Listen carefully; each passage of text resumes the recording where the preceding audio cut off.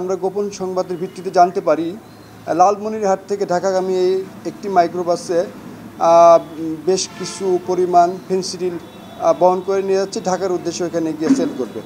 তো এই সংবাদ পেয়ে আমাদের একটি চৌকস দল আমরা শাহজাহানপুরের চেকপোস্ট করি এবং চেকপোস্ট করে 5 জনকে আমরা আটক করতে সক্ষম হই। তারা সবাই নীলফামারী লালমনিরহাটের অধিবাসী।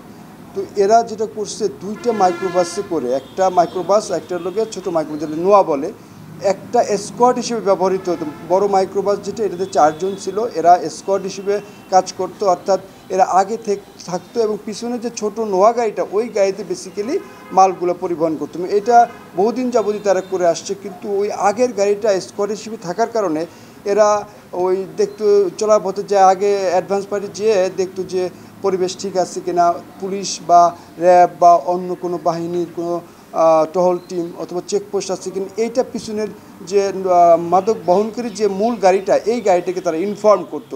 সে অনুযায়ী তার রুট সিলেকশন করতো যে এই রুটে যাওয়া যাবে না, তাহলে বিকল্প এই রুট দিয়ে যেতে হবে। এদের মূল কাজটা ছিল যে নির্বিঘ্নে আইন শৃঙ্খলা বাহিনীর যারা দায়িত্বে থাকেন তাদের চোখ এড়িয়ে ফাঁকি দিয়ে তারা যেন গন্তব্যস্থলে মালটা নিয়ে পৌঁছাতে পারেন।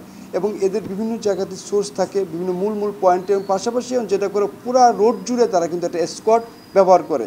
তো এইখানে 2টা গাড়ি, একটা গাড়ি স্কোয়াড হিসেবে ব্যবহৃত হয়েছিল, একটা বড় মাইক্রোবাস যে হায়েস, আর নোয়া গাড়িতে বেসিক্যালি নিচে পিছনের নিচে যেখানে চাকা রাখে চাকার পাটাতনের উপরে এক বিশেষ কাত্রায় ফিটিং করে নিয়ে যাচ্ছিল ফেন্সিডিল। 1, 2, 3 ঢাকায় জমি জিতে নিন 100% ক্যাশব্যাক সহ 20 কোটি টাকার পুরস্কার।